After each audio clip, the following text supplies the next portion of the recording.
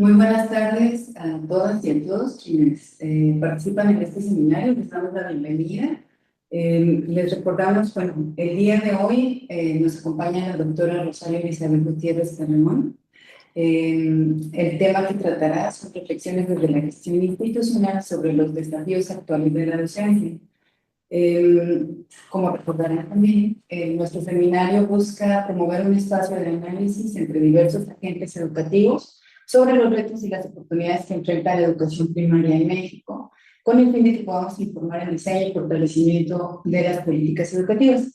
Y como las sesiones pasadas, continuamos trabajando con el tema de docencia, pero en esta ocasión desde la perspectiva de la gestión institucional. Antes de empezar con la presentación de nuestra invitada, breves recordatorios. Primero, que no olviden registrar su asistencia y comprensiones alcanzadas en la liga que les fue enviada a su correo y que ahorita aparece en pantalla. También la añadirán en el chat de YouTube. El espacio para registro va a estar abierto hasta el martes 9 de julio a la medianoche. Y les pedimos también durante esta sesión que no olviden ir registrando sus preguntas en el espacio de comentarios de YouTube para que nuestra invitada las pueda responder al finalizar. Entonces, bienvenidas, bienvenidos y comenzamos. Bien, nuestra invitada, una breve semblanza. Nuevamente, doctora Elizabeth, muchísimas gracias por acompañarnos el día de hoy en esta sesión. Y bueno, nuevamente les presentamos a la doctora Rosario Elizabeth Gutiérrez Carremón. Ella es subdirectora de Relación Interinstitucional y Social del Instituto de Educación de Aguascalientes, originaria de Aguascalientes, es hidrocálida, egresada del Centro Regional de Educación Normal de la Licenciatura en Educación Primaria, tiene una maestría en Evaluación de Instituciones y Gestión Educativa y un doctorado en Inclusión Educativa. Desde 2022 es subdirectora de Relaciones Interinstitucional y Social del Instituto de Educación de Aguascalientes. Es autora del libro Prácticas Investigativas en la Escuela Normal de Aguascalientes y ha sido ponente en diversos eventos nacionales. Nuevamente, bienvenida. No, pues es un placer estar con todos ustedes el día de hoy y abordar un tema tan importante para nuestra educación aquí en México, trascendental día a día, porque la docencia es lo que va marcando el rumbo de las estrategias que implementan los docentes para lograr mejores aprendizajes. Y bueno, pues vamos a iniciar. ¿Sí? Este es el índice que vamos a estar trabajando en estas reflexiones y vamos a empezar con una breve introducción. Todos sabemos que la docencia enfrenta desafíos muy significativos a lo largo de la historia, detonando procesos de mejora. Es muy importante reconocer todos los logros históricos que se han hecho hasta el día de hoy para cubrir las necesidades que tiene nuestro país en el ámbito educativo. Las reflexiones que van a incentivar el seminario se enfocan en el reconocimiento del papel de la docencia en cuanto a las acciones que han realizado otros gobiernos, que han realizado maestros, que han realizado autoridades educativas, y lo que conviene que continúe, qué es lo que se podría cambiar y qué se necesita investigar. Y por último, pues vamos a cerrar con unas conclusiones también en torno al tema. Para poder arrancar esta reflexión es muy importante partir de la conceptualización de la docencia. En el Plan de Estudios 2022 nos dice que la docencia es una profesión de saberes, conocimientos y experiencias altamente complejas, combinadas con una dosis de repetición institucional y la exigencia permanente de adecuar la enseñanza a las condiciones en las que aprenden las y los estudiantes, lo que coloca la enseñanza como el problema principal de la formación docente en el curso de su desempeño profesional. Creo que a lo largo de la formación, todos los que son egresados de las escuelas normales, analizábamos una amplia teoría y veíamos una autora que es Cecilia Fierro, que ella decía que la práctica docente es compleja. ¿Por qué es compleja? Porque es multifactorial, intervienen muchísimos factores, pero hay uno esencial.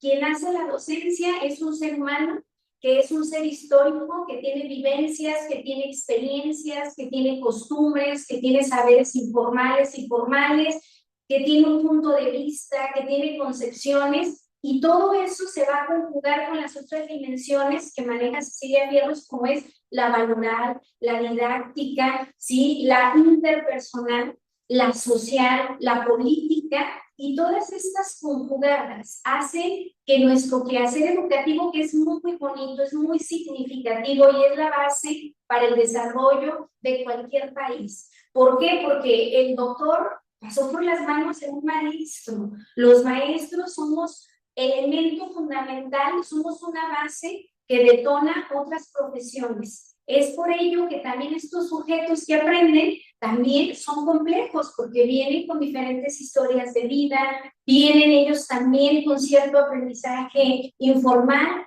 y lo más importante, son seres que tienen condiciones diferentes. Y los alumnos, no todos los alumnos, los estudiantes aprenden de la misma manera y no todos se enfrentan a las mismas barreras para el aprendizaje y la participación. Es por ello que esta definición que nos maneja el plan de estudios, la Secretaría de Educación Pública, nos dice que constantemente debemos estar problematizando nuestra práctica, reflexionando sobre nuestra práctica. Y me gustaría también conceptualizar el siguiente concepto, ¿sí? Antes de hablar de la gestión institucional, quiero retomar lo que es la gestión escolar. La SEP saca otra definición ahora en este año, en el 2024, ¿sí? Derivado de un acuerdo que sale el 5 de abril, donde nos emiten los lineamientos para la integración y operación y funcionamiento de los consejos técnicos escolares, y definen la gestión escolar como el proceso que permite a la comunidad escolar diseñar y poner en marcha diversas acciones para enfrentar los retos que se les van presentando de manera colectiva y articulada, para acompañar su desarrollo y monitorear su avance. Esta parte es medular, ¿sí? Ahora la gestión escolar, que siempre ha sido un punto detonante, tenemos que trabajar en colectivo, tenemos que tener diálogos reflexivos, tenemos que llegar a hacer ese diseño que nos va a cubrir los retos que vienen marcados tanto en la Ley General de Educación como en el plan de estudios. Y la finalidad de esto es lograr que todos y todos los niños logren un aprendizaje, que tengan una progresión y a la vez sean partícipes de ese proceso y se hagan corresponsables. Y ahora sí, vamos también a partir de otro concepto, que este concepto lo retomo del 2010, que es la gestión institucional, y pues nos dice que la gestión institucional se enfoca a la manera en que cada organización traduce lo establecido en las políticas educativas. Esta referida a los subsistemas y a la forma en que agregan al contexto general sus particularidades. En nuestro caso, establece las de cada una de esas particularidades de cada una de las entidades federativas.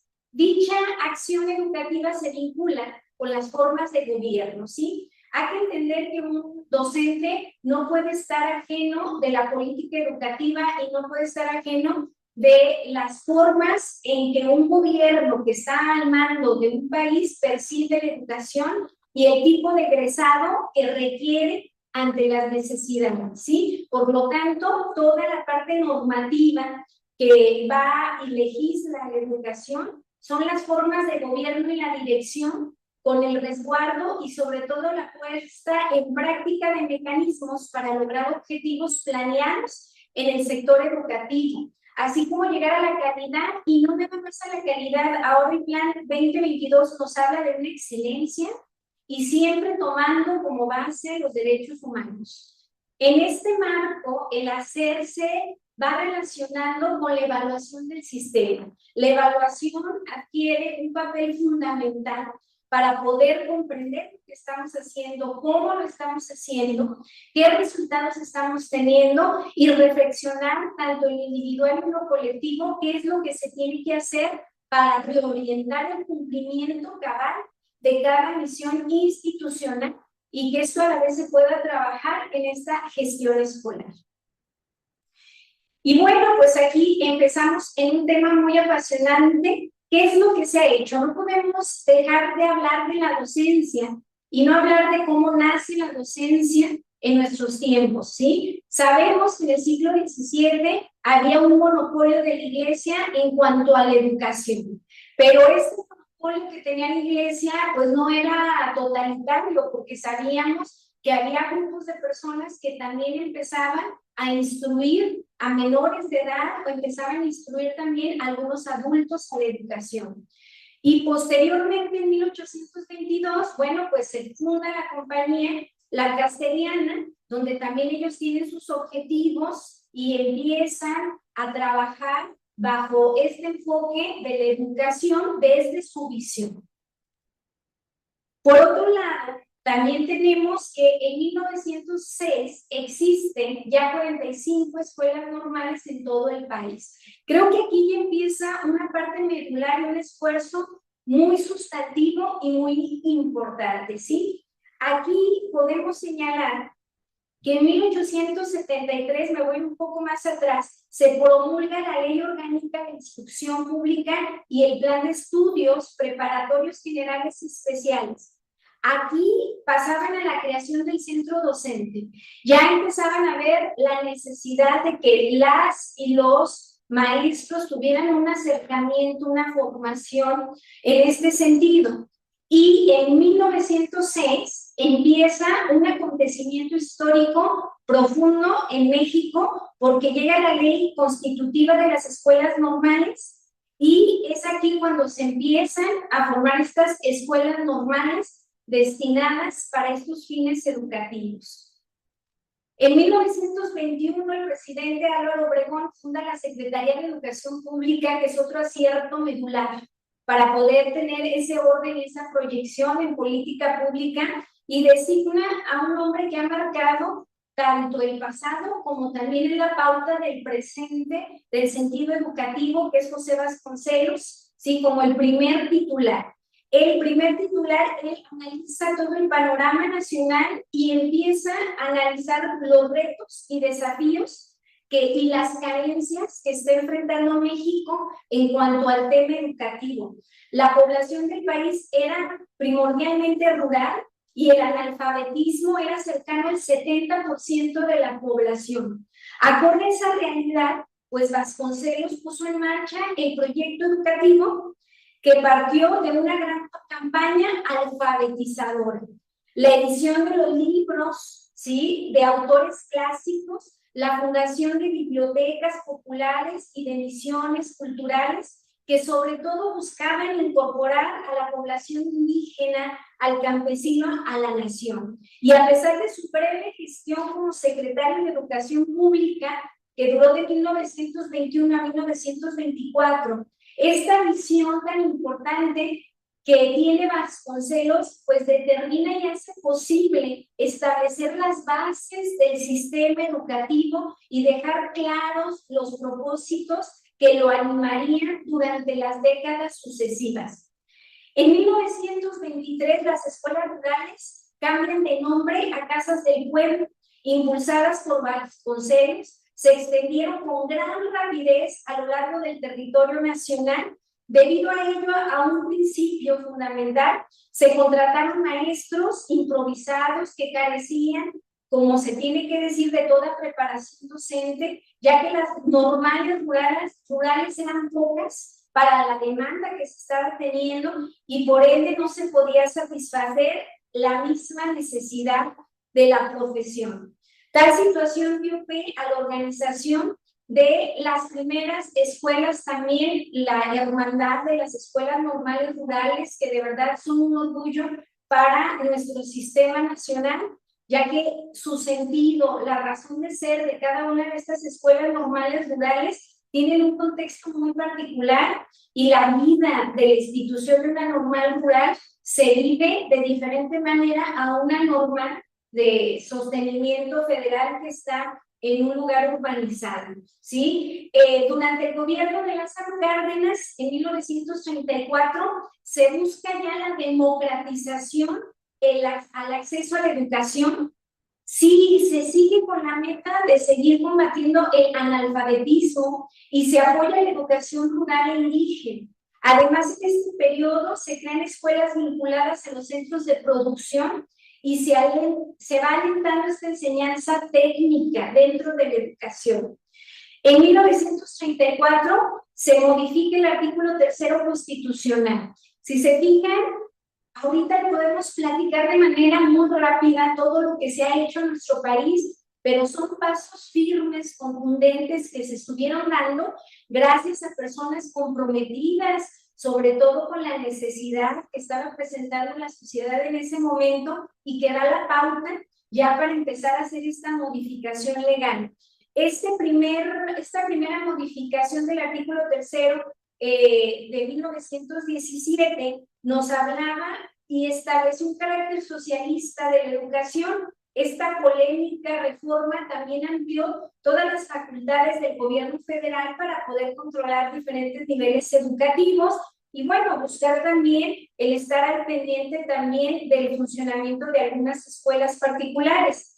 En el segundo periodo también que estuvo la Secretaría de Educación Pública, ya con el presidente Adolfo López Mateos, llega a Torres Bodet, introdujo el sentido de la planeación a largo plazo en el quehacer educativo con el Plan Nacional para el Mejoramiento y la Expansión de la Educación Primaria, mejor conocido como el Plan de 11 años, ¿sí? Que cada vez que lo lee, un docente se emociona por todas esas visiones, esas metas, esos anhelos que se tenían en esa época. Además, creó un instrumento que va a resultar y resulta primordial para la educación. Los libros de texto, lo saben los maestros, lo sabemos como docentes, que los libros de texto hacen una justicia social, porque no todos, todos los estados en el rincón de México pueden acceder, ¿verdad?, a estos libros de texto, y es un material que apoya, sí, ya ahorita es un material de apoyo importante, que nos ayuda también a que el alumno, el estudiante pueda tener este enfoque educativo, esta práctica o este interés también por la lectura, y el que los conocimientos puedan ser de acceso para todos, ¿sí? Aquí no tiene nada que ver la posición económica, querían que todos, independientemente de su situación económica, pues tuvieran un acceso a la educación que pues les diera otro tipo de oportunidades, ¿sí? Se crea también la Comisión Nacional de los Libros de Texto Gratuitos. La sociedad tuvo acceso a estos libros no solamente como una herramienta para reforzar los contenidos comunes, sino como una medida de equidad. Y en este contexto que se desarrolla la docencia, si analizamos, tenía diferentes retos. Creo que los objetivos ahí eran muy claros, ¿sí? Ellos estaban buscando, pues, que ya la situación del analfabetismo disminuyera, que era uno de los objetivos, ¿sí? Se implementaron acciones determinantes para que esta campaña nacional, pues, tuviera un impacto y lograra la meta que en esa época histórica era la necesidad social. Ya posteriormente, pues, viene lo de la cobertura, posteriormente viene lo de la calidad y ahora tenemos un concepto muy complejo que nos piden ya la excelencia, ¿sí? Dentro de las acciones de la docencia. Algo regular y muy importante en esta época histórica es que se establece el Instituto Nacional de Capacitación del Magisterio para impulsar su desarrollo profesional y promover el trabajo docente en el campo. Creo que la visión que han tenido los gobiernos anteriores de que el maestro tiene que estar, la docencia sí o sí tiene que estar acompañada, tiene que estar en constante diálogo, tiene que estar en constante aprendizaje de las situaciones normativas, de las situaciones teóricas y ahora de las investigaciones. La docencia se tiene que nutrir también de lo que hacen nuestros otros compañeros, no nada más en nuestro México, sino también en otros países. ¿Qué problemáticas tienen? ¿Cómo van problematizando su práctica? Y lo más enriquecedor, si analizamos investigaciones de corte cualitativo, de investigación-acción, podemos ver qué propuestas de intervención están implementando para poder cubrir todos los retos y todo lo que tenemos que hacer para que las niñas y los niños y los adolescentes puedan mejorar, puedan tener esta progresión en el aprendizaje. De ahí, bueno, pues vamos a partir, que sería la siguiente. Aquí es lo del Plan Nacional para el Mejoramiento, ¿sí? Lo de los libros de texto gratuitos, y empieza aquí algo también esencial, ¿verdad? Que es el Plan y Programas de Estudios de 1993, que es un antecedente importante, porque en este Plan y Programas de Estudios, ¿qué pasa? Empieza a tener un marco la docencia. Aquí nos dicen, bueno, usted como docente se va a enfocar en el contenido, ¿sí? Por lo regular, ya sabíamos que se trabajaba un enfoque constructivista a partir del 93. ¿Por qué? Porque se tiene un antecedente de algunas convenciones que se realizaron en 1990, donde se empiezan a preocupar de que la educación genere competencias para la vida, ¿sí? Y todavía no hablaban de competencias, en ese año hablaban de necesidades para la vida. Ya en este plan y programas de 1993, que muchos de ustedes lo trabajaron, lo analizaron en las normales, empezamos a ver tanto los libros que iban destinados para el maestro como para el estudiante. Tanto impacto tuvo esta reforma de 1993 en la docencia que a la fecha muchas maestras y maestros recuerdan con cariño el libro de lecturas de primer grado, más conocido como el libro del perrito, y cómo olvidar lecturas de verdad impactantes y que iban relacionadas con lo que vivía y sentía el niño, como la del Paco Chato, ¿no? Que era el primer día de clases y todas las situaciones que enfrentaba el niño. Creo que de verdad fue una reforma que empieza a tomar en cuenta la situación de los niños, sobre todo en primer año, y las lecturas iban enfocadas, desde mi punto de vista, sobre todo la del Paco Chato, se me hacía una lectura contextualizada a lo que veía el niño ese día de clase. ¿Dónde estaba el atoro que no llegaban los libros de texto aquí? ¿Sí? O sea, estaba en el libro, ¿sí? Un detonante medular para que el niño y la niña que llega a primer año pudiera tener un motivo de aprendizaje, pudiera sentirse seguro. Ese miedo que sentía Paco el Chato de que ella dijera, no, nada más lo siento yo, con la lectura del maestro, pues él siente lo mismo que yo.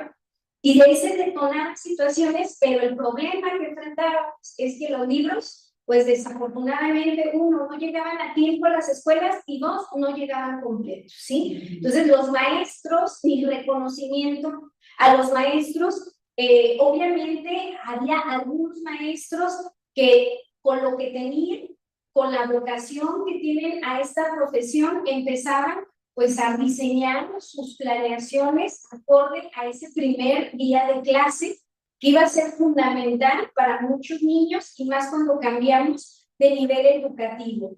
Aquí, bueno, pues vuelvo a repetir, los enfoques se centraban en el contenido, pero yo sí veía el constructivismo, sí veía cierta contextualización en los libros, sí, de todos los grados, empezando con el de tercero, de primaria, que no te hablaban ni de Monterrey, te hablaban de tu entidad, ¿verdad? Ahí empieza a tener este reconocimiento y salen unos materiales que hasta la fecha nosotros todavía los conservamos, porque fueron materiales que tenían ciertas variables y que nos abonan y nos construyen para ir mejorando la docencia, que eran los ficheros de actividades didácticas. O sea, estos ficheros de español, estos ficheros de matemáticas, que te empezaban a ayudar, te empezaban a guiar, te empezaban a dar un horizonte y todavía te daban un abanico de posibilidades, porque una ficha la podías trabajar con diferentes variables. Entonces, fue una reforma muy significativa, ¿sí? Y que los maestros que contribuyeron a que esos libros se diseñaran, pues tenemos aquí en Aguascalientes, sí, al maestro Fernando, que trabaja en la Escuela Normal y Rural de Cañada Honda, que participó en este diseño. Entonces es un orgullo y los maestros pues todavía los extrañan,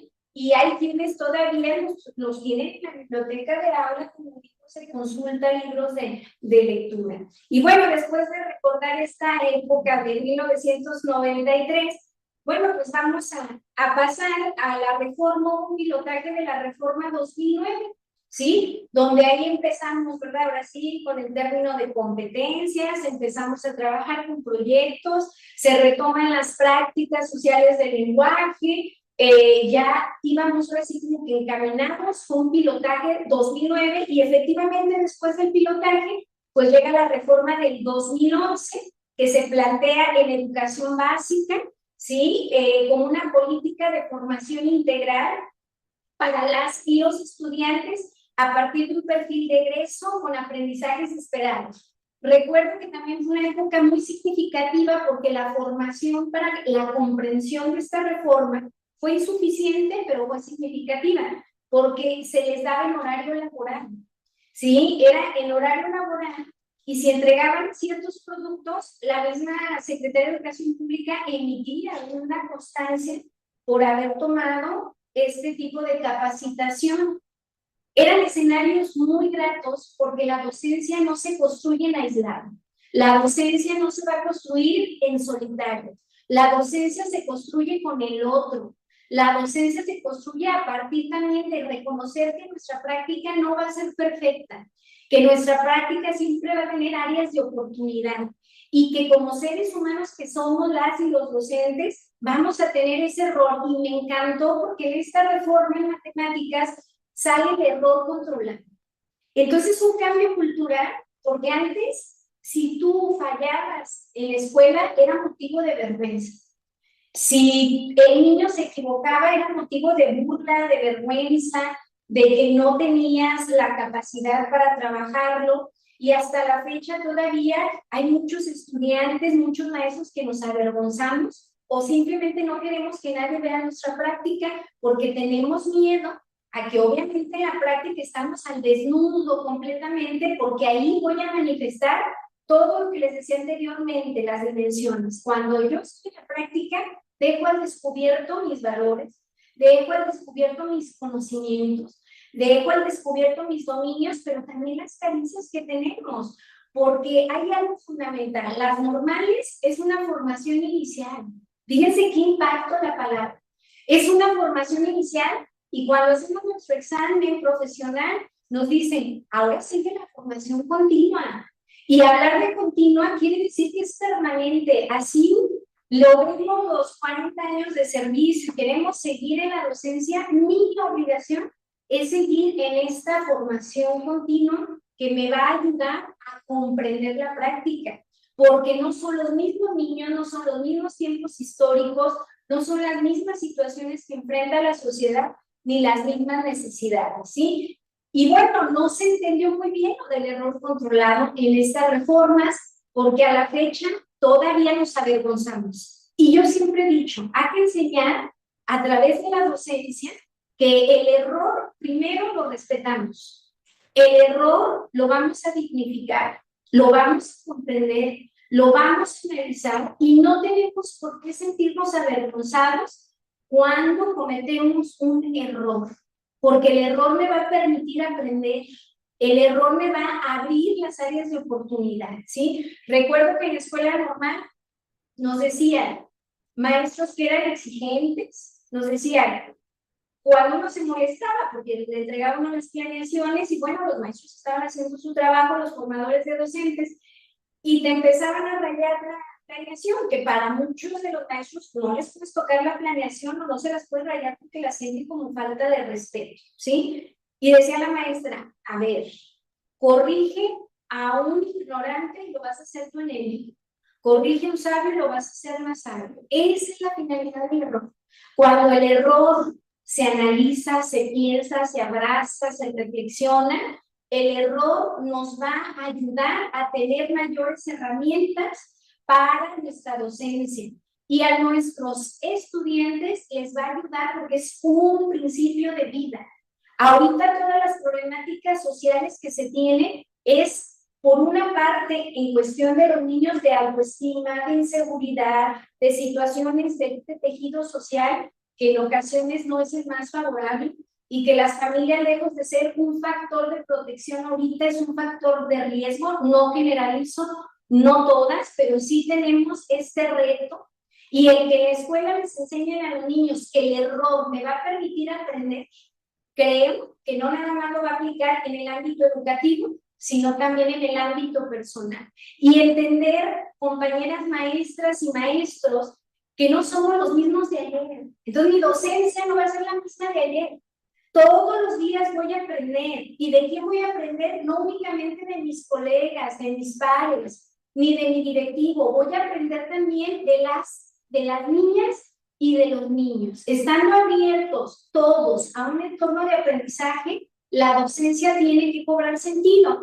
En esta lámina es una breve comparativa de enfoques y principios que no vamos a entrar a fondo porque no es el tema medular, pero es una pequeña comparativa, ¿sí? De los programas, ¿sí? Que tenemos, del plan de estudios que tenemos, pero voy a resaltar lo que es el plan 2022, donde nos habla de la comunidad como núcleo de los procesos educativos. Esta parte creo que es esencial, porque si se fijan, nos han llevado de menos a más. Primero era que aprender a escribir. Ese es el reto que teníamos, ¿sí?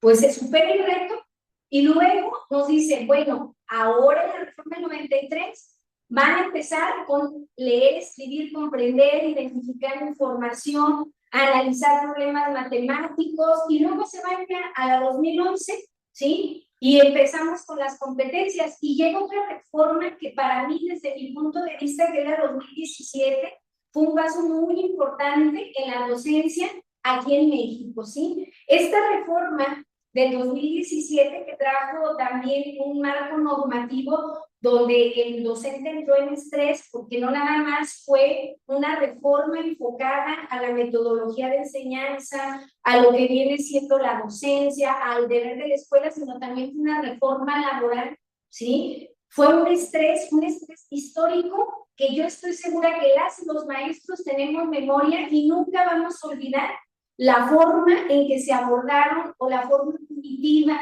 en que se estableció esta reforma laboral. Pero también hay que reconocer que la reforma, ¿sí? De aprendizajes claves del nuevo modelo educativo dio un paso gigantesco en México, porque por primera vez se retoma la educación socioemocional, ¿sí? Recuerdo los espacios de consejo técnico escolar que analizábamos el desempeño, y venía el desempeño por nivel.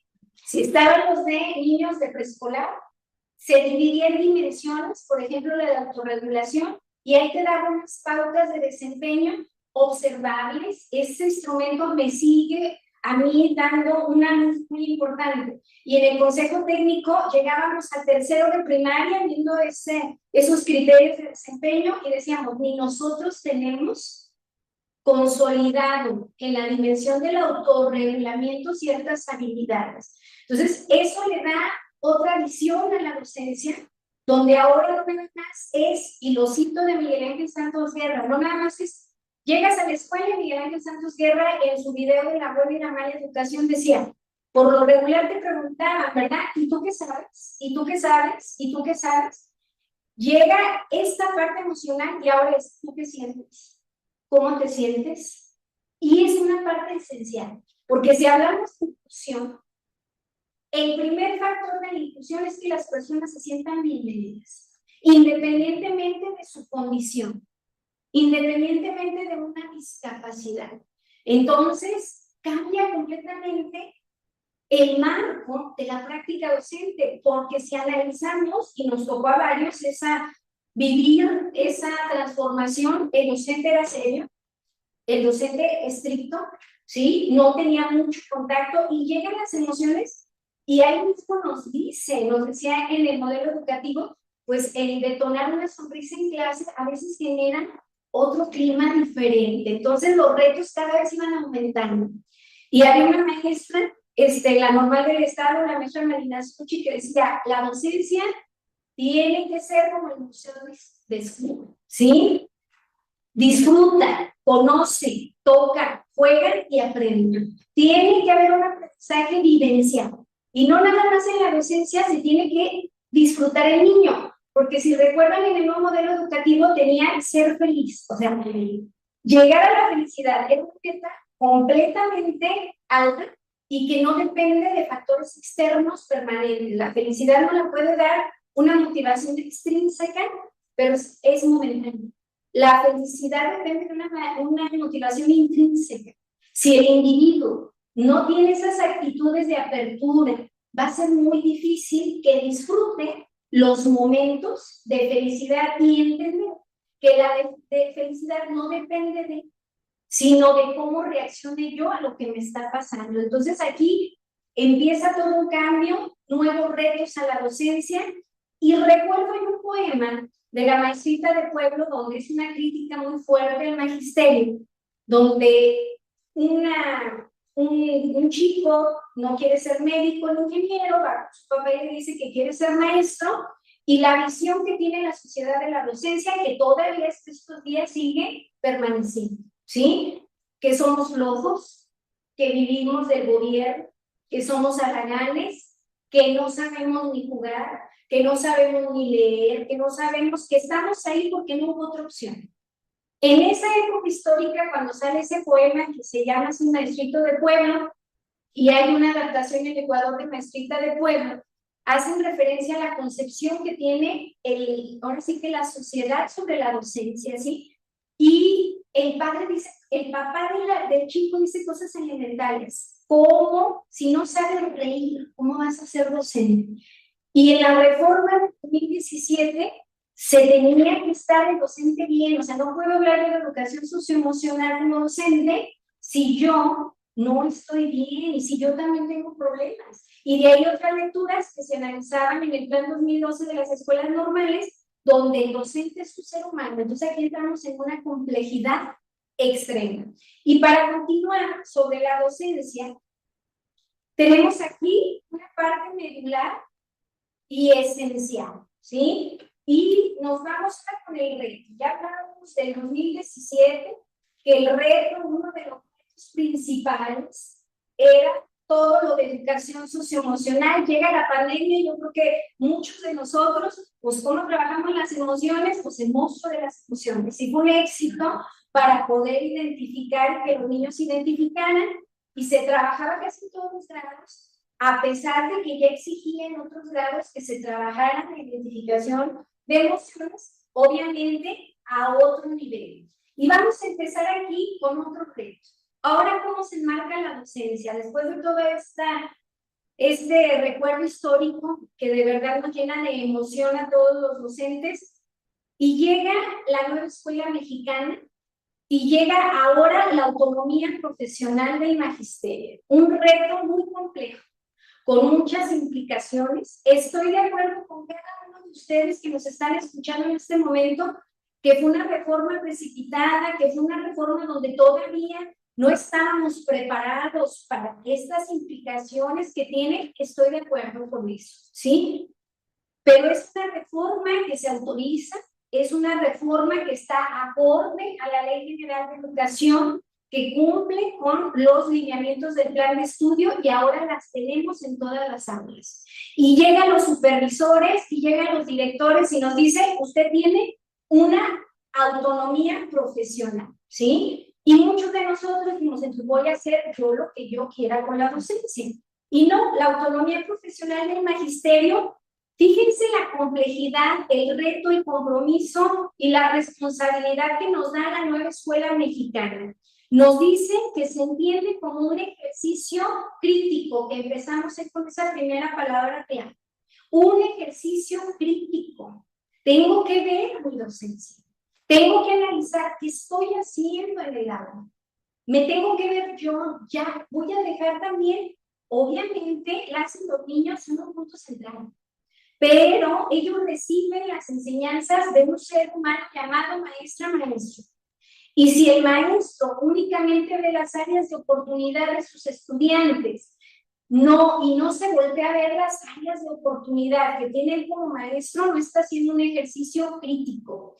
Y de ahí pasamos a que este ejercicio crítico que practican las y los maestros durante los procesos educativos tiene que estar en diálogo constante.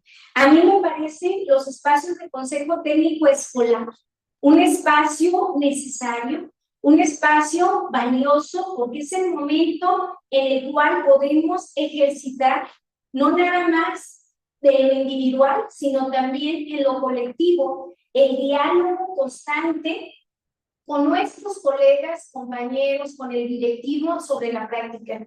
Pero la autonomía profesional también va más allá y nos dice que también la autonomía profesional implica el diálogo constante con los estudiantes para decidir alcances. El estudiante se tiene que hacer responsable también de ese proceso de aprendizaje que va a ir llevando, ¿sí? No nada más es responsabilidad del docente. Y sabemos también desde los planes de normales de 1997 que nos hablaban de la relación triádica, donde estaba el estudiante, donde estaba el maestro y efectivamente un punto medular, hay quien ponía el objeto de conocimiento, los contenidos, pero hay quienes decían los padres de familia. Ahora aquí nos dicen los mismos, no el padre, porque el padre no lo tenemos en el aula cuando estamos en la práctica docente. A quien tenemos que empezar a dirigir y a construir y que sea consciente y reflexivo de dónde está su aprendizaje. El niño tiene que saber dónde está mi aprendizaje. Aquí estoy. Y la pregunta primordial, ¿qué tengo que hacer para poder progresar en mi aprendizaje? ¿Sí? Los estudiantes también en este diálogo de la autonomía para decidir alcances y limitaciones de las acciones pedagógicas. Las limitaciones, volvemos a lo mismo, no son una vergüenza. Las limitaciones son los que nos van a ayudar a crear y a fortalecernos, pero si no las identificamos, no vamos a poder avanzar.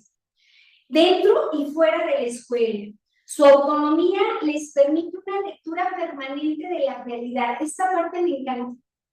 El tener una autonomía profesional me dice a mí, maestra, maestro, que tengo todas esas habilidades de observación, de registro, de narrativa, para constantemente y de manera permanente leer mi realidad. Para definir, 1, la enseñanza. 2, la planeación. Sabemos que hay diferentes metodologías, sabemos que trabajo por proyectos, ¿sí? Y sobre todo, no porque aparece al final, está al final, es la evaluación, que lo analizábamos desde Casanova, que la evaluación está presente, ¿sí? Llega Ravela y nos habla también de una evaluación informativa, consciente, con retroalimentación, que debe tener resultados, que el 10 no le dice nada al niño, que el 8 no le dice nada al niño, sino que tiene que tener una retroalimentación cualitativa de lo que se está trabajando en ese momento, ¿sí? Y aquí nos dice la evaluación de acuerdo con las circunstancias que marca cada proceso en relación con el sujeto y sus saberes. Por lo tanto, la autonomía profesional del magisterio se desarrolla en un contexto de relaciones sociales. Nos guste o no nos guste, las interacciones son fundamentales para este desarrollo de esta autonomía, por lo que define en función del compromiso y la interacción que tienen con la escuela. Me regreso a la palabra compromiso. Sabemos que el docente también, y Miguel Ángel Santos Guerra lo expresa, que el docente se desilusiona, que el docente pierde interés, que la docencia le va quitando ciertos anhelos y expectativas que formó en la norma, ¿sí? Y llega el momento en que va al aula, pero va para cumplir con lo mínimo que se le tenga que hacer. Aquí entra una parte medular. Los docentes en la docencia no deben de estar solos. Así como el maestro en el aula tiene que motivar, incentivar, dar progresión y acompañamiento a las y los estudiantes, el maestro tiene que ser acompañado en esta autonomía profesional por las figuras que tienen las facultades. En este caso, un supervisor. Los maestros son seres humanos con problemáticas y el conflicto es inherente a la persona. Por lo tanto, yo ocupo una persona que esté en una constante asesoría y acompañamiento y que me ayude a refrendar el compromiso día a día con la docencia. Había ciertas personalidades que decían, la vocación la tienes tú, la vocación la decides tú, pero en el 2012 hay una lectura de Tenty, de la vocación natural y artificial, donde nos dice que no, la vocación la trae uno desde que nace o desde pequeñito. También la vocación se hace, también la vocación se empieza a amar, también todos los días refrendamos compromisos, pero si el maestro está solo en su aula y si aquí hay directivos con todo el respeto del mundo, reconozco la labor que hacen, pero el directivo también tiene que estar viendo cómo voy a ayudar a progresar a mi maestro en esta autonomía profesional, cómo le voy a ayudar a que estructure sus proyectos, cómo entro al aula no para criticarlo ni para señalarlo, sino para construir juntos. Y también que el director y el supervisor, acompañados por el ATP, tengan esos diálogos de primero, ¿cómo te sientes, maestro? Y obviamente, pues no enfrente de los niños, ¿verdad? Tener este diálogo, ¿cómo te sientes? ¿Sí? ¿Qué lograste tú en la práctica? ¿Qué fortalezas te ves? Y posteriormente, de la mejor manera, poderle decir, vamos a crear una ruta.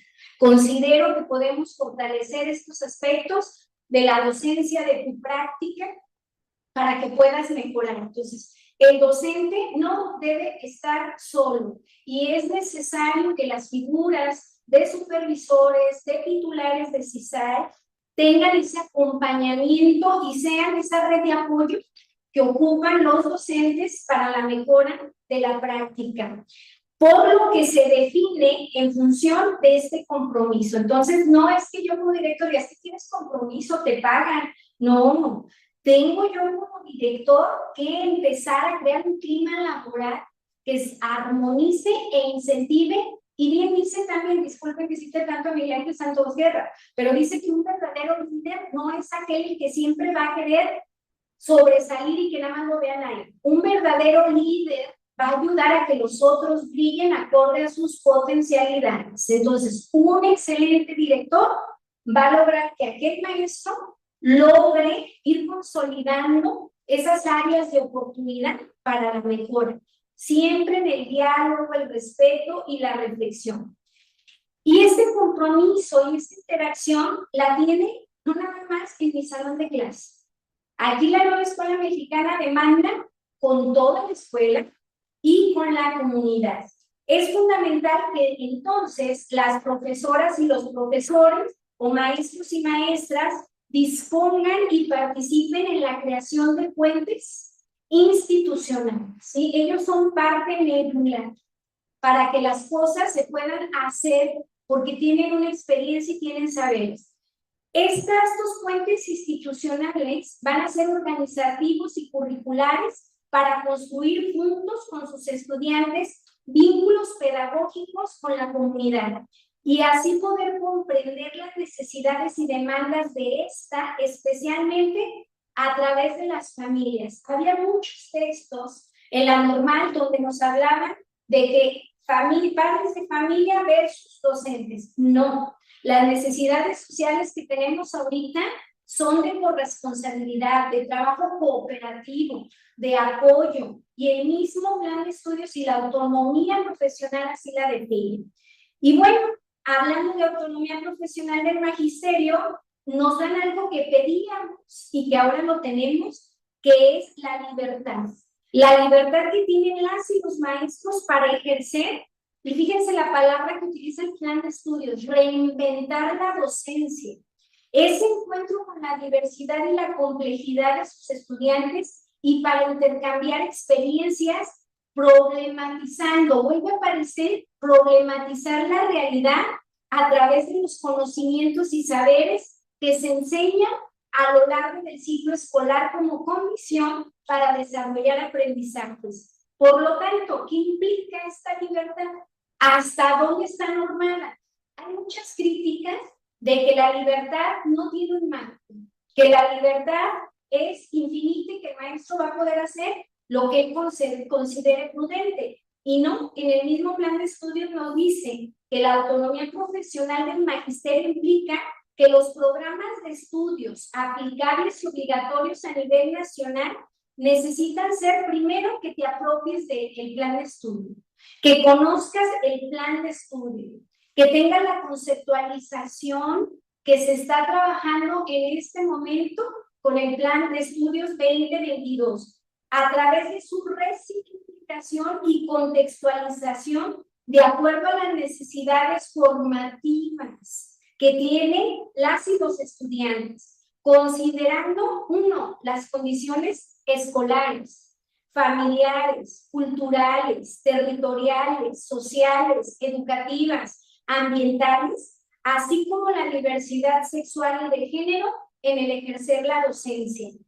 Implica acercarnos a la realidad como maestros y maestras, pero sobre todo a tener dominando los procesos de enseñanza y aprendizaje en el marco del territorio concreto en el que está situado el hecho educativo, en la escuela, en donde los estudiantes y los docentes deben interactuar en espacios socioculturales simbolizados, resignificados constantemente en un marco de tensiones. Esto lo reconoce el plan de estudio. Las relaciones en la escuela no siempre se dan de la mejor manera y siempre va a haber estas tensiones, pero también hay sentido de pertenencia y construcción de la identidad desde la diversidad. Nos suma la diversidad y tenemos que estarnos capacitando y tenemos que estarnos formando, uno, para aceptar la diversidad, para entender que es un derecho humano. El buen trato que viene en los planes de estudio, no le hacemos un favor, ni el director me hace un favor tratándome bien, ni le hago un favor al padre de familia tratándole bien, ni al estudiante. El buen trato es un derecho que tenemos todas y todos en los procesos de enseñanza, y esto se va a fortalecer con la capacitación, y es necesario que esta autonomía profesional sea un elemento contextualizado de los contenidos en la formación inicial. Y de aquí quiero pasar a algo muy interesante, porque aquí empezamos, ¿sí? No tanto, ¿qué es lo que tiene que continuar? Tenemos que seguir en los planes normales 2012, empezamos a hablar de investigación, que no hay mejor persona para hacer investigación que el docente, ¿sí? Y recordamos a Juan Álvarez, que él nos dice en investigación cualitativa que hay que analizar el todo y sus partes, que es necesario que continúe la intervención formativa. Esta intervención formativa, la práctica docente no es nada más cumplir un horario no razonable. Tengo que problematizar la práctica docente. Y para problematizar mi práctica docente, tengo que tener marcos de referencia, y los tenemos, compañeras y compañeros, de saberes, de conocimientos y de formación continua que son medulares para poder entender cómo estoy viviendo mi práctica docente, en qué sentido le estoy inclinando, ¿sí? ¿Qué está pasando con mi práctica docente? ¿Qué tengo que hacer para mejorar? Y en este esquema que nos habla Mejoredu de los componentes de la intervención formativa, nos maneja que es, pues es cíclico, ¿sí? Donde inicia, termina y es cíclico. Y aquí nos habla de determinación de aspectos de mejora y establecer propósitos. ¿Qué quiero mejorar? ¿Qué me está diciendo mi supervisor? ¿Qué me dice mi director? ¿Qué me dice mi asesor técnico pedagógico? ¿Y qué digo yo también de mi práctica docente en esta reflexión permanente y constante? Y establecer propósitos para llegar a esta definición de contenidos. Esto es importante, ¿sí? Tengo que tener un dominio teórico normativo para llegar a estas praxis y poder ejecutarlas, y trabajamos antes, durante y después de la práctica, pero tenemos que estar reflexionando, ¿sí? Para posteriormente seleccionar la implementación de dispositivos formativos, el acompañamiento pedagógico y el monitoreo. Esta parte, Mejoredu se las va inclinando también tanto para directores como para supervisores, porque ellos fungen o tienen un papel principal para poder cumplir estos propósitos. Entonces, si hablamos de problematizar la práctica docente, el punto de partida de esta problematización va a ser esta cotidianidad, pero también el identificar todas estas dificultades, ¿sí? Y de ahí pasamos al siguiente, donde nos dice, este cuadro me llama mucho la atención, porque en este cuadro podemos percibir que hay núcleos, hay dimensiones y hay orientaciones para llegar a esta problematización, que quieras o no nos van a ayudar porque son una directriz que coadyuva a que empecemos a problematizar nuestra práctica docente, ¿sí? Aquí dice, el primer núcleo, saberes y conocimientos sobre el por qué y el para qué de la educación medular. Si yo como docente no identifico el por qué y para qué de la educación, el sentido de mi docencia, el sentido de la práctica, se puede perder, ¿sí? Nos decían en la reforma 2002, en 2011, los aprendizajes esperados en el punto de llegada y el punto de partida. Por lo tanto, necesito saber qué se quiere de la educación, por qué la educación, sentir identificado esta lucha histórica que se ha dado por la educación, y hago énfasis en la educación pública. ¿Para qué? Para poder entender sus fines. ¿Cuál es la finalidad que marca aquí en la Ley General de Educación? ¿Cuáles son sus criterios y cuáles son sus finalidades? Y nos ponen unas preguntas muy interesantes. ¿Cómo se construyen nuevos aprendizajes con eso? Fíjense, si nos ponemos a pensar cómo se construyen nuevos aprendizajes y se desarrollan habilidades que favorezcan la práctica al tomar como referente el Plan de Estudios 2022. No nos olvidemos que el marco de esta autonomía es el Plan de Estudios, ¿sí? Posteriormente hay otro núcleo que nos dice saberes y conocimientos para fortalecer, asesorar y acompañar la enseñanza y el aprendizaje. Y la dimensión sobre la enseñanza y el aprendizaje. Y la pregunta para empezar a tener un conflicto cognitivo es, ¿qué estrategias permiten acompañar? Fíjense, aquí va dirigida a los directores y colectivos escolares en los procesos de conocimiento y apropiación del Plan de Estudio 2022. El maestro no debe estar solo en esta apropiación, en esta comprensión. Por eso existen las figuras que lo tienen que ir acompañando y lo tienen que ir fortaleciendo. La siguiente dimensión que nos habla de saberes y conocimientos para la mejora de la práctica y la experiencia. La experiencia es muy valiosa. Sobre la reflexión y la práctica.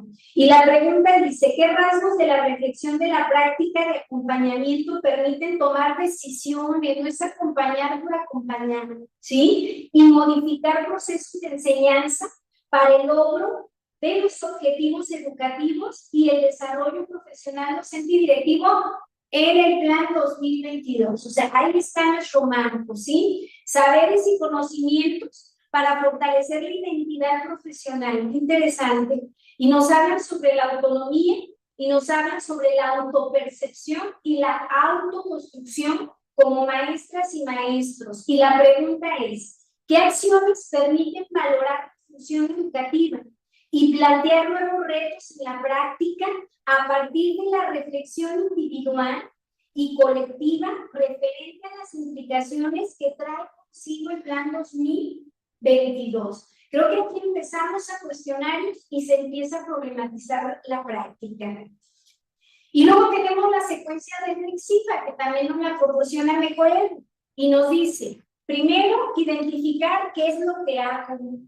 Si yo no estoy consciente de qué es lo que hago, creo que no tenemos rumbo, ¿sí? Y por lo tanto, si nosotros como docentes no tenemos rumbo, las consecuencias va a ser que los niños tampoco tengan este rumbo. Número 2, entender qué teorías se expresan en mi práctica. Esa parte empieza a darle un sostén a la práctica, un sentido, porque lo que hago en el hacer, qué teorías están expresadas ahí. Y nuestro referente tiene que ser también el plan y las metodologías que nos han dado a lo largo del Consejo Técnico Escolar, e identificar y saber argumentar por qué hago esta acción y qué es el sustento que me avala ante esta acción y que se puede enriquecer con la experiencia. Todos los que están estudiando maestrías y doctorados pueden hacer teoría, pueden hacer política pública tomando como base y que tengan esta documentación de toda la experiencia docente. Y el número 3, enfrentar cuáles son los supuestos, causas, valores y creencias, ¿sí? Aquí si se explican, el ciclo se va también complejizando para poder argumentar lo que estoy haciendo, cómo lo estoy haciendo en la práctica docente. Y el número 4, mejorar. ¿Cómo podría cambiar? O sea, se hace un análisis. ¿Cómo puedo cambiar? Sale mi intervención y vuelvo a empezar. ¿Qué hago? ¿Sí? Y nos vamos de manera cíclica. Y de ahí, esta pregunta, ¿qué conviene cambiar? La verdad, nosotros no está en nuestras manos. Vamos a ser sinceros, ¿sí? No está en nuestras manos cambiar la reforma. No está en nuestras manos quitar elementos porque es un documento que ya está aprobado y que todo lo que analizamos anteriormente, ese es el marco que nosotros tenemos de referencia. Por lo tanto, ¿qué se tiene que mantener? Yo cambié esta pregunta, ¿qué se tiene que reforzar? ¿Qué tenemos que fortalecer? Y algo esencial es el inicio de la clase. Y este inicio de la clase nos dice que tiene que ser motivar y orientar. Una clase tiene que iniciar con esta motivación, que algunos pueden decir, no es motivación, es incentivación. Motivar, incentivar, eso sí o sí, porque estamos trabajando con seres humanos que tienen emociones y tienen que encontrar un deseo en lo que van a aprender. Establecer, socializar criterios. No podemos llegar a dar clases sin tener criterios definidos de a dónde quiero llegar. Y para poder saber si llegamos, porque acuérdense que la autonomía profesional también tenemos que hacer estos diálogos con las y los estudiantes. Explorar, y la exploración nos lleva al desarrollo de clase. Y el desarrollo de clase es un ciclo de evaluación formativa. ¿Por qué? Porque hay monitoreo, tiene que haber cierto control, pero no un control que el maestro tome la batuta y él diga todo lo que se tiene que hacer, sino que vayan animando a los alumnos esta construcción, esta reflexión, a este pensamiento crítico y las habilidades que lo implican. Sí, resaltar logros, esa parte también es medular. El poder que el estudiante vea que así como tiene años de oportunidad, también tiene logros, pero tenemos que diseñar una ruta juntos para, con esfuerzo y trabajo, pues obtener más logros en las áreas que todavía tenemos oportunidades. Y promover la autoevaluación. El niño tiene que dar su voto de confianza, tiene que analizar con criterios, ¿sí? Que eso empezamos también en el 2011 con listas de coteo, con rúbricas, escalas, y los niños tienen que, un instrumento, o sea, independientemente de todos los instrumentos, nos van a dar una claridad, una directriz, y la persona que se va a autoevaluar necesita criterios para poder enfocar. Si a mí me dicen autoevalúate, ¿de qué?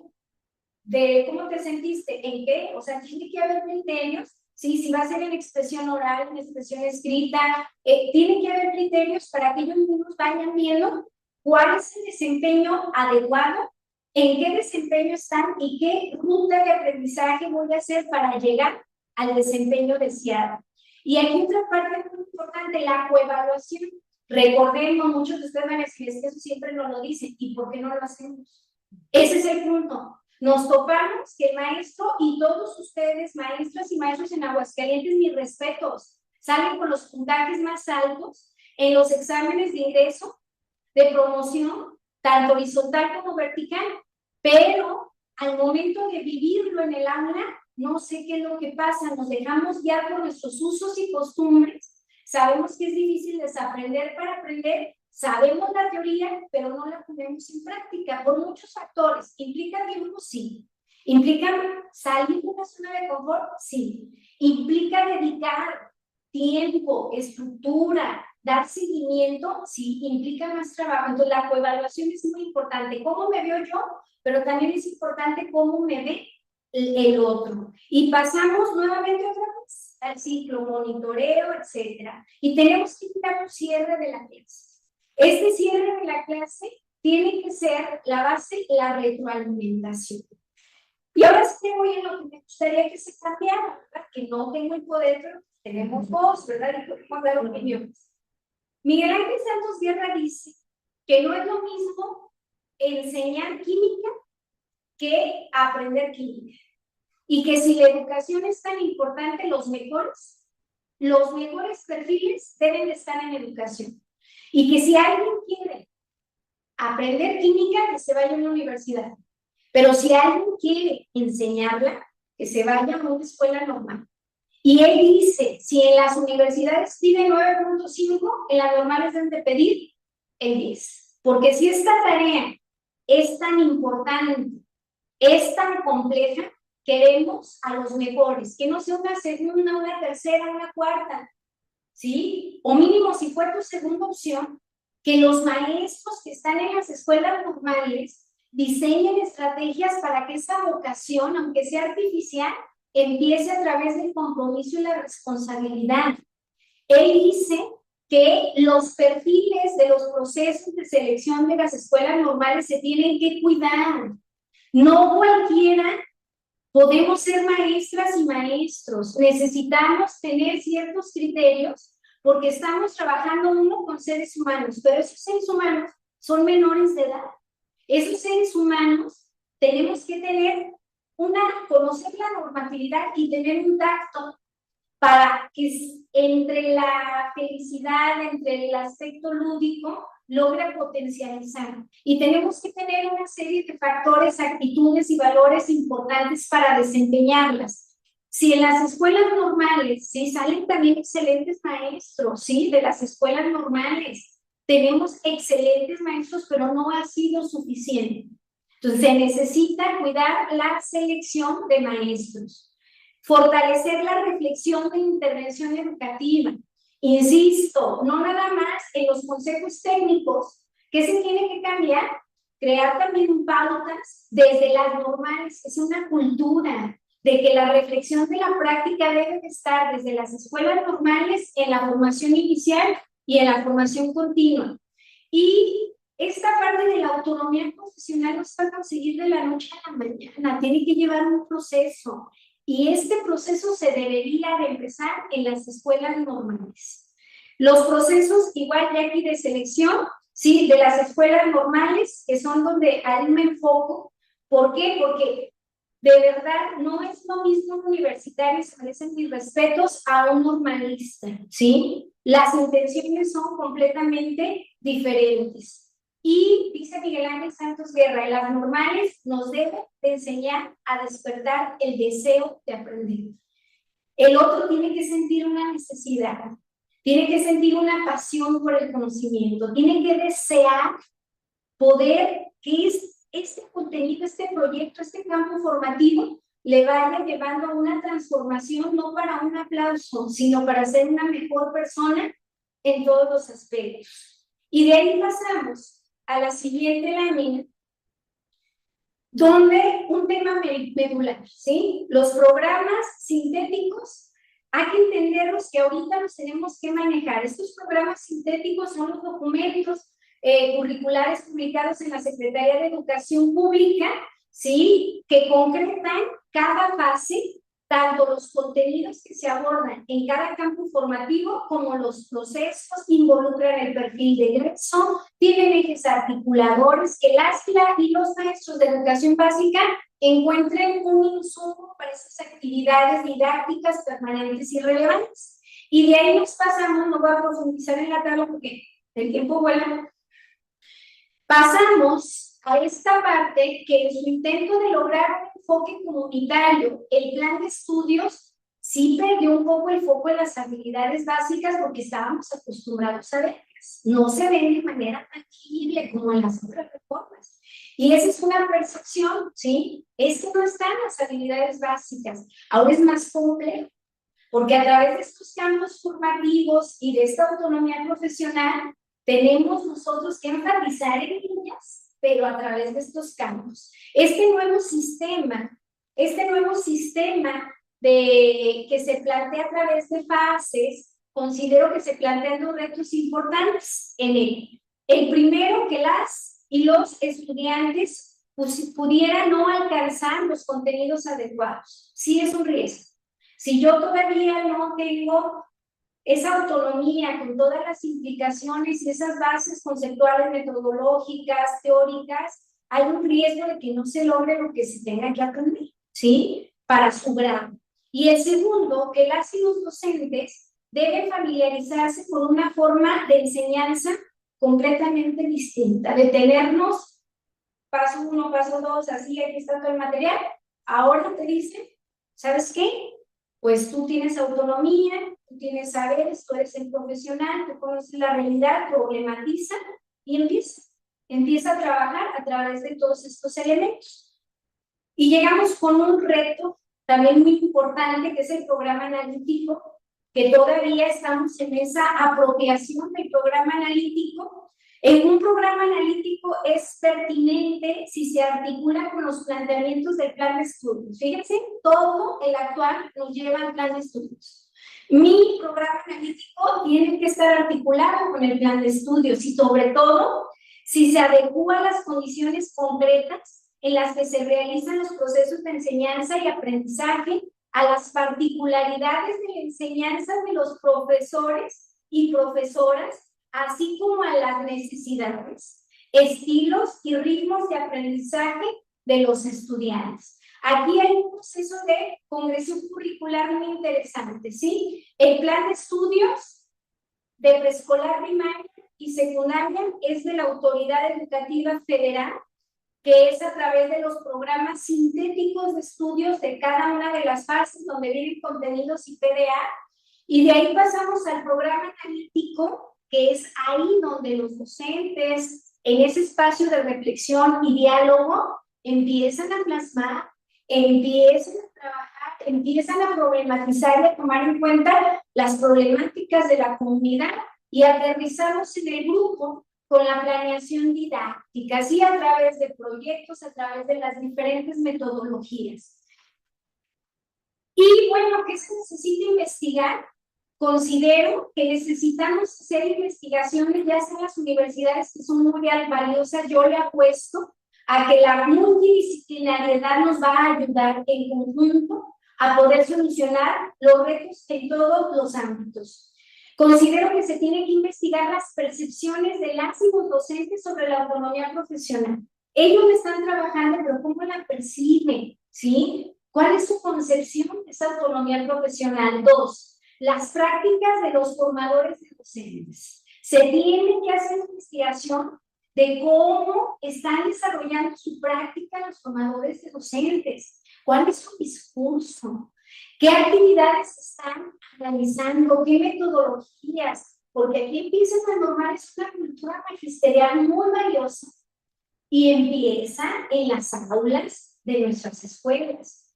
¿Cómo? La siguiente sería cómo atender la diversidad de necesidades, intereses y contextos de las y los estudiantes, particularmente de quienes se encuentran en condiciones de vulnerabilidad. Aguascalientes no es excepción. Ahorita tenemos un porcentaje importante de niños refugiados con otras nacionalidades que también están en nuestras escuelas de educación básica, y cómo atender esta diversidad. Y me estoy yendo a niños refugiados, pero tenemos también diversidad sexual, que eso no es opinión de nosotros, es un derecho. Entonces ahí tenemos un campo muy interesante de investigación. ¿Cómo están transitando? ¿Cómo están? Fíjense, esta parte me encantaría verla. ¿Cómo están transitando las y los docentes hacia un currículo integrador en, desde y con las diversidades? ¿Cuál es el impacto de los supervisores y directores para fortalecer la autonomía de las y los docentes al considerarlos como profesionales que contribuyen a la transformación social?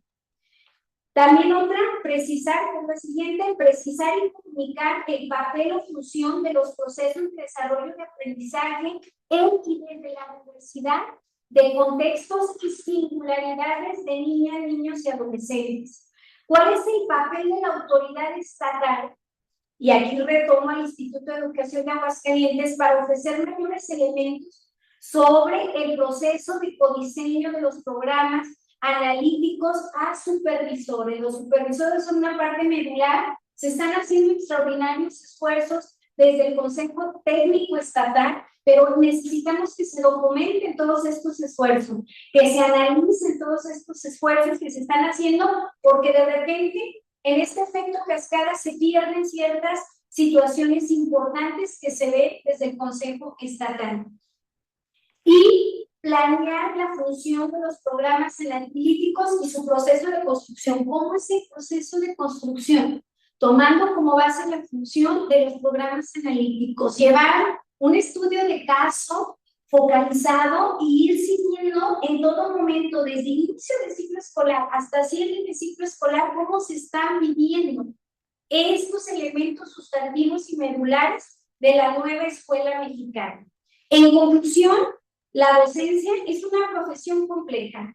Es fundamental utilizar los consejos técnicos como espacios de análisis y reflexión para reconocer que el ejercicio de la enseñanza se basa en la autonomía profesional, para decidir con sustento en los programas de estudio sobre su ejercicio didáctico, el acercamiento epistemológico de los conocimientos y saberes, y para establecer el diálogo pedagógico con las y los estudiantes en los procesos de enseñanza-aprendizaje, considerando la composición de la diversidad de sus grupos, el contexto en el que viven, sus trayectorias formativas, su propia formación como docente y su compromiso para hacer efectivo el derecho humano a la educación de niñas, niños y adolescentes que acuden todos los días a las escuelas con las expectativas de padres y madres, porque todavía en México tenemos la expectativa, y no es expectativa, es una realidad,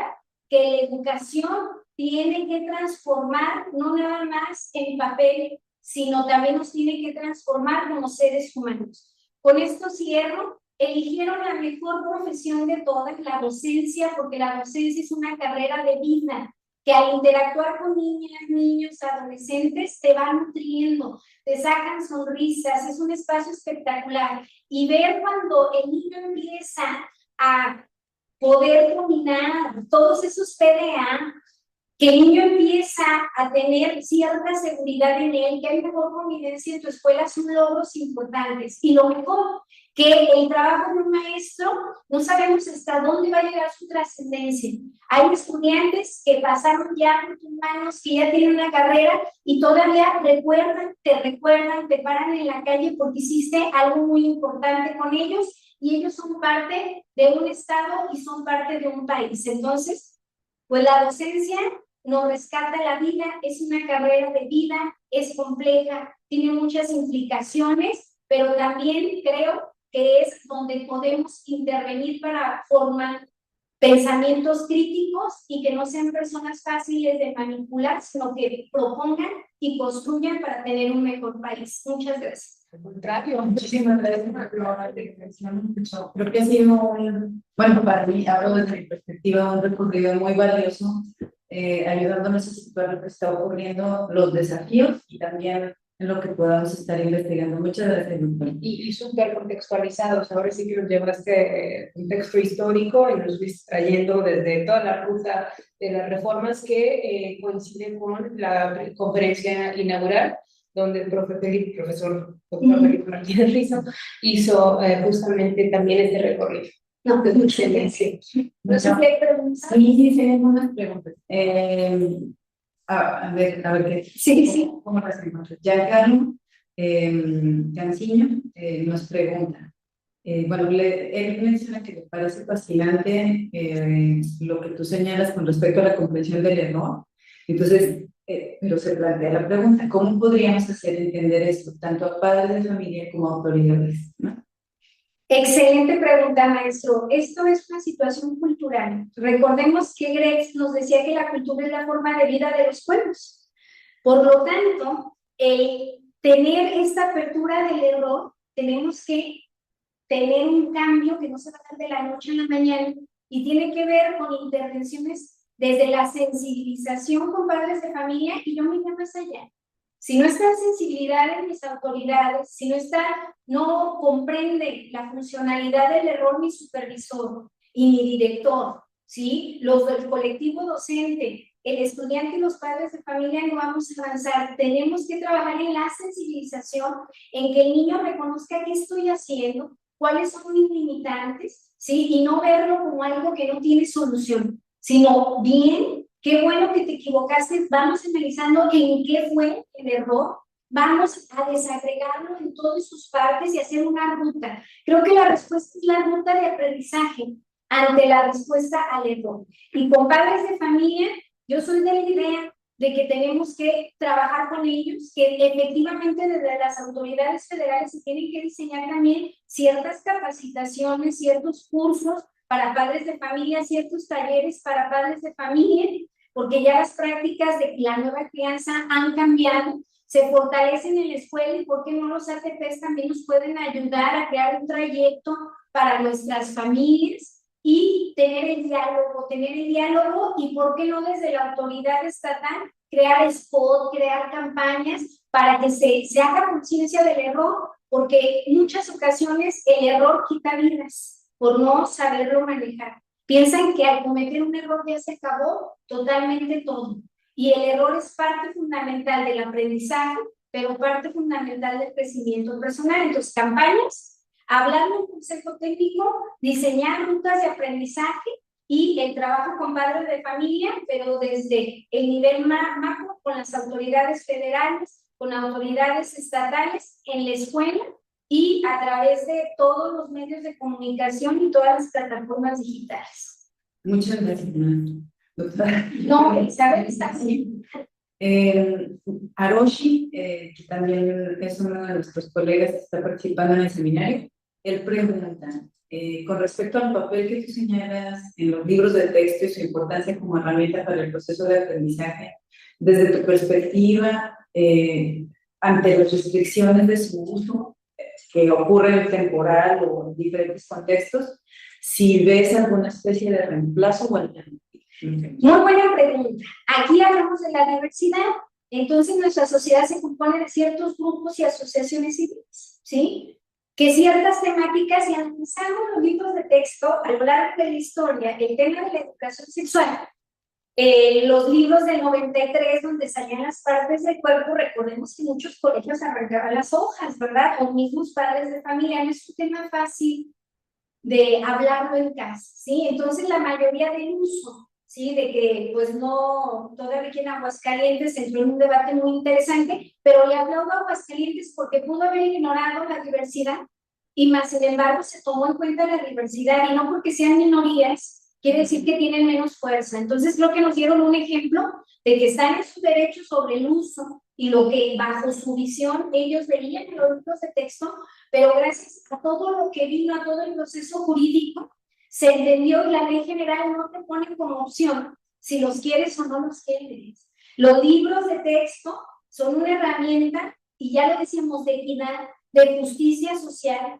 de una lucha histórica, y yo considero y felicito porque de aquí de Aguascalientes participaron maestras y maestros en la construcción de los libros de texto, ¿sí? No quiero emitir a ninguna de las maestras y los maestros que lo hicieron de su realidad. Yo pienso que los libros de texto van a seguir evolucionando acorde a las necesidades sociales. Antes eran por disciplina, ahora encontramos los proyectos del aula, los proyectos comunitarios, van a seguir evolucionando, pero algo sí, maestro, tienen que contemplar en esta construcción a las y los docentes, a las y los estudiantes, porque si hablamos que la autonomía profesional eso exige, tiene que estar el punto de vista y la construcción y las propuestas y actividades de nuestros maestros, pero van a seguir en constante evolución y es normal que no a todos les parezcan idóneos, ¿verdad? Y yo siempre he dicho una cosa, no estaré de acuerdo contigo, pero voy a defenderte para que te expreses y creo que a través del diálogo y los acuerdos vamos a llegar a sumar una diversidad para que el uso de los libros de texto se pueda enfocar en que las y los estudiantes puedan lograr todos los criterios y fines educativos. ¿Me permites una claro?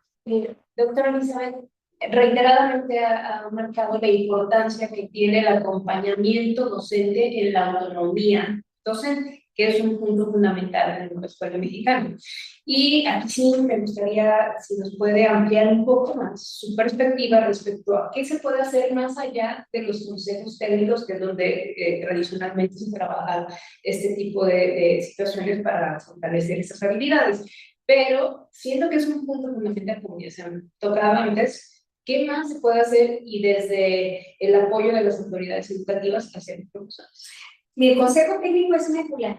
Otro punto de acompañamiento son las visitas al aula para observar la práctica docente. No es fácil. De hecho, es una cultura que vamos también arraigada desde las normales. El que te fuera a observar tu método de práctica, lejos que tú sintieras que te iba a ayudar, era nervios y querías que se terminara. Entonces, como que no se ha comprendido al 100% lo valioso que es que una persona entre a observar lo medular de tu trabajo, que es la práctica. ¿Por qué? Porque se desvirtualiza cuando se te hacen señalaciones punitivas, cuando te hacen señalaciones que no te ayudan a la construcción. Entonces, un espacio muy valioso que tienen que hacer los supervisores, el mismo director, es el seguimiento a la práctica a través de las observaciones. Y lo más rico que viene después de la observación, en el deber ser, el supervisor, el director de la ATP se platican, empiezan a entablar un diálogo con el docente para empezar a hacer una ruta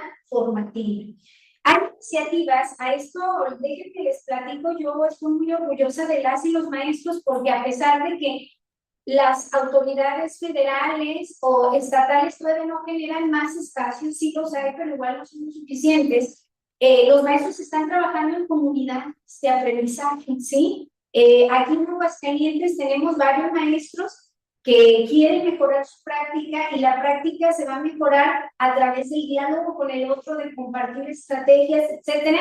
Y hay una comunidad multigrado aquí en Aguascalientes donde ellos se enfocan al fortalecimiento de la educación y se nutren con talleres, que es otra de las respuestas. Ellos tienen talleres, tienen capacitaciones, tienen encuentros, establecer redes de apoyo entre docentes mediante la creación de las comunidades de práctica, realizar encuestas periódicas para entender mejor cuáles son esas necesidades, esas preocupaciones. No siempre tienen que ser en físico, podemos utilizar otras herramientas, establecer un programa de encuentros, ¿sí? También entre docentes, entre agentes educativos. Hay una zona de preescolar que ya hace encuentros con padres de familia. Y en estos encuentros con padres de familia les dan temáticas medulares para poder llegar a lo que comentaba el maestro, sensibilizar en algún tema, ¿sí? Hay una propuesta de jornada de puertas abiertas, donde yo hago un espacio para que no únicamente entre mi director supervisor ATP, sino que también los padres de familia puedan entrar a observar la práctica, o otro maestro de otra escuela, ¿sí? O bien estudiantes normalistas. Creo que si llegamos a este nivel, en que el estudiante normalista también pueda ser observador de una persona con experiencia en la práctica, es un ganar-ganar, porque se ve la percepción, pueden ayudar en su trayecto formativo, y lo mejor que puede haber es la capacitación y la formación continua, pero también el implementar instrumentos tanto de diagnósticos de necesidades con maestras y maestros, desarrollar estos encuentros, y que de verdad regresen estos encuentros, que eran primero por zona y luego eran primero por, ahora sí que estatales, regionales, y llegamos a tener en otras administraciones encuentros nacionales que nos daban directrices, estaban muy bien organizados para que tú llegaras y pudieras reconfigurar tu práctica docente. Creo que me quedo corta con mi respuesta, pero hay mucho que hacer en este aspecto, pero lo más importante es la actitud. Creo que cuando los maestros se quitan, están abiertos y dispuestos al aprendizaje, esa barrera actitudinal desaparece y ellos solitos buscan las maneras de ir fortaleciendo esa práctica a través de grupos de WhatsApp, que muchos de ustedes están en grupos de WhatsApp nacionales, estatales, y juntos vamos a ir reconfigurando la práctica. Muchísimas gracias, doctora. Hay algunas preguntas que se nos van a quedar en el pero seguramente, si nos lo permite la audiencia, si las pasamos a la doctora y después, a través de la lista de correos electrónicos que tenemos, pues mandamos las respuestas. Fueron cerca de 3 preguntas que se nos quedan ahí pendientes. Antes de despedirnos, bueno, también le darle las gracias a la doctora por acompañarnos, porque creo que este recorrido fue valiosísimo y, bueno, nos deja con muchas comprensiones y también con muchas como listas de interés para realizar investigación. Les hacemos algunos recordatorios. La siguiente sesión vamos a tener un receso de 2 semanas y vamos a volver el viernes 2 de agosto, también igual con una transmisión en línea.